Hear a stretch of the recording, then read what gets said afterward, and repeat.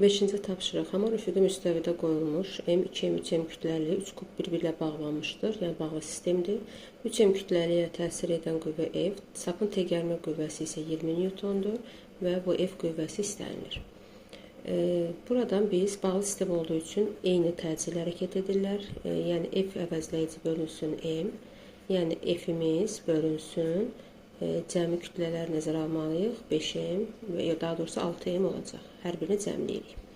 Daha sonra isə tənliklər yaza bilərik.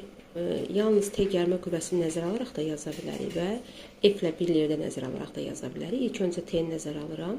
M kütləcisimə təsir edən yeganə qüvvə T-dir və M əvəzləyici, yəni MA-mız, əvəzləyici qüvvəmiz bərabərdir.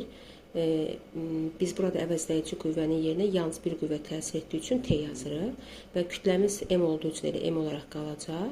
A-mız isə F bölünsün 6M-dir, bərabərdir, T-miz də 20 Newtondur. M-lər ixtisar gedərsə F-imiz 120 Newton alınır. Daha sonra isə bu ikisini nəzərə alaraq yaza bilərik tənliyi. Yəni F dart tərəf, daha doğrusu F tərəfdən dartıldığı üçün F əvəzləyici bərabərdir MA-da. Əvəzləyici qüvvəmizi 2 qüvvənin fərqi ilə götürürük. F çıxılsın T bərabərdir. Lakin M-imiz 2 cismin kütləsini nəzərə alaraq yazılmalıdır. 5MA.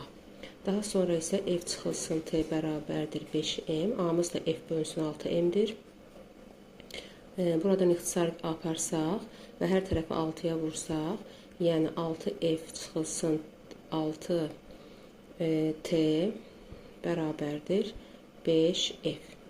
Və 5F bu tərəfə keçərsə olur, 6F-dən 5F çıxsaq F bərabərdir.